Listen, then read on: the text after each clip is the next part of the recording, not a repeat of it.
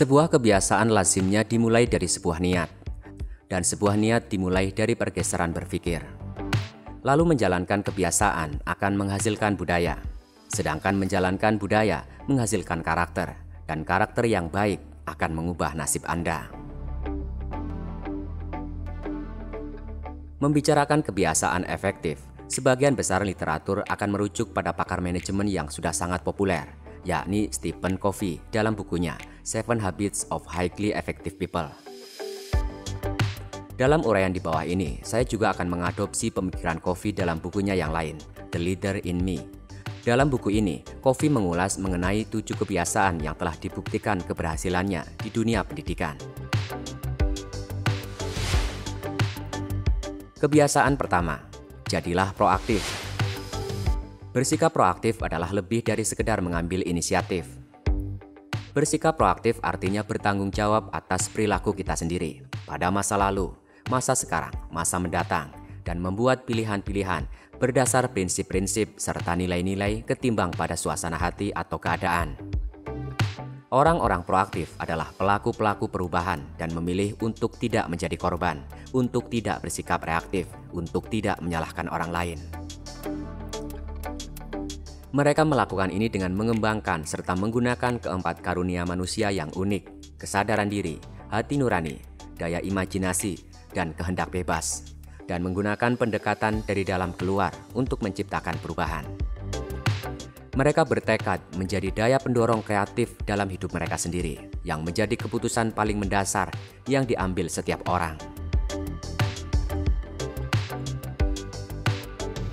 Sikap proaktif untuk kebiasaan ini adalah sikap bertanggung jawab, mengambil inisiatif, menentukan tindakan, sikap, dan suasana hati.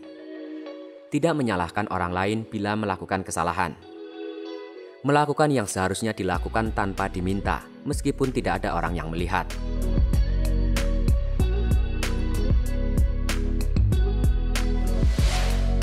Kebiasaan kedua, merujuk pada tujuan akhir. Segalanya diciptakan 2 kali, pertama secara mental, kedua secara fisik.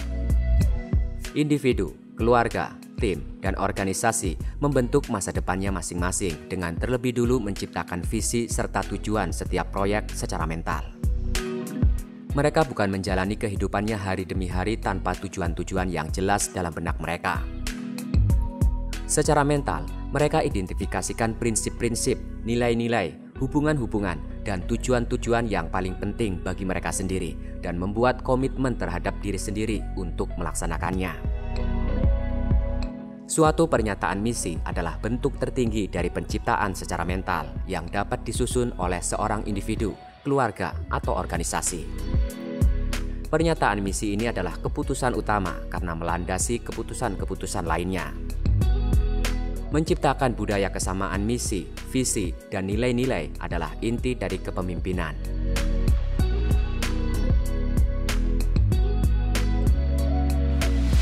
Kebiasaan ketiga, dahulukan yang utama.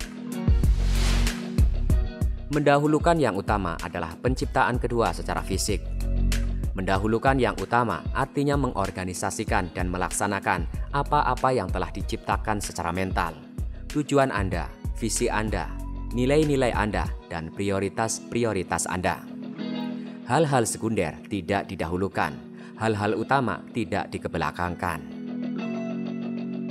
Individu dan organisasi memfokuskan perhatiannya pada yang paling penting, entah mendesak atau tidak. Intinya adalah memastikan diutamakannya hal yang utama.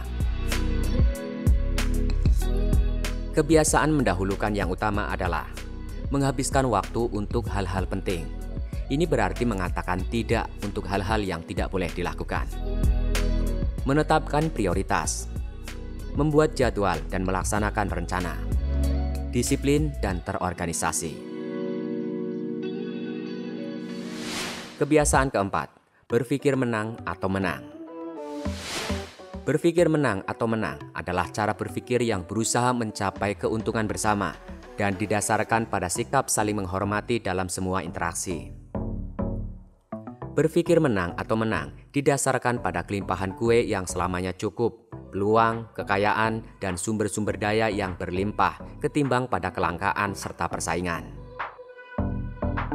Berpikir menang atau menang artinya tidak berpikir egois, menang atau kalah, atau berpikir secara martir, kalah atau menang.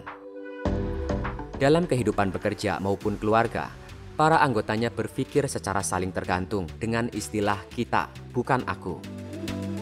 Berpikir menang atau menang mendorong penyelesaian konflik dan membantu masing-masing individu untuk mencari solusi-solusi yang sama-sama menguntungkan. Berpikir menang atau menang artinya berbagi informasi, kekuasaan, pengakuan, dan imbalan.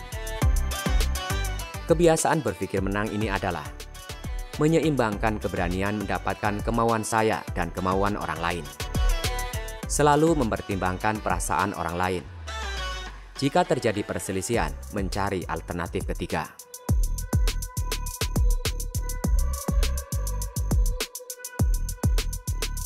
Kebiasaan kelima, berusaha memahami terlebih dahulu, baru dipahami.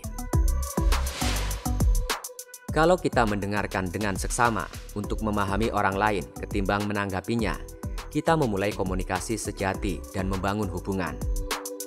Kalau orang lain merasa dipahami, mereka merasa ditegaskan dan dihargai, mau membuka diri, sehingga peluang untuk berbicara secara terbuka serta dipahami terjadi lebih alami dan mudah.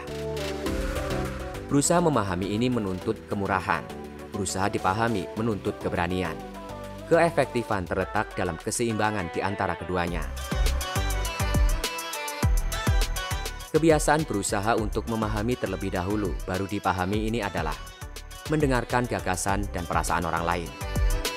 Mencoba melihat dari sudut pandang mereka. Mendengarkan orang lain tanpa memotong pembicaraan.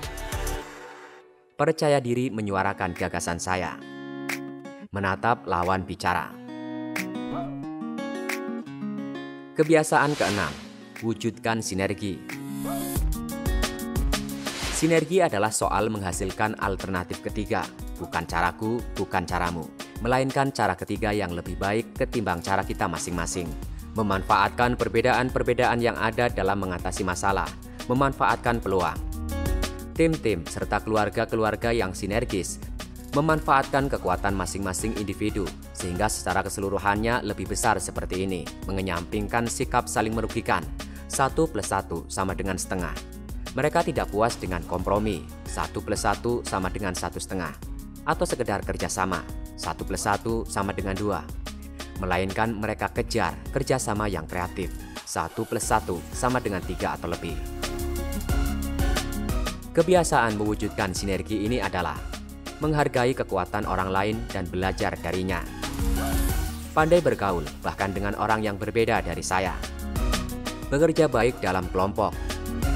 Meminta gagasan orang lain untuk memecahkan masalah. Sebab saya tahu bila bekerja sama dengan orang lain, kita membuat solusi yang lebih baik daripada kalau bekerja sendiri. Bersikap rendah hati.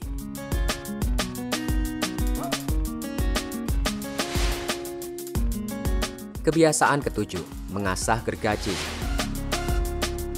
Mengasah gergaji adalah soal memperbaharui diri terus-menerus dalam keempat bidang kehidupan dasar, yakni fisik, sosial atau emosional, mental, dan rohania. Kebiasaan inilah yang meningkatkan kapasitas kita untuk menerapkan kebiasaan-kebiasaan efektif lainnya. Kebiasaan mengasah gergaji ini adalah menjaga tubuh dengan menjaga makanan, berolahraga, dan tidur secukupnya. Menghabiskan waktu bersama keluarga dan teman-teman. Belajar dengan berbagai cara dan di berbagai tempat. Meluangkan waktu untuk mencari cara yang berarti untuk membantu orang lain.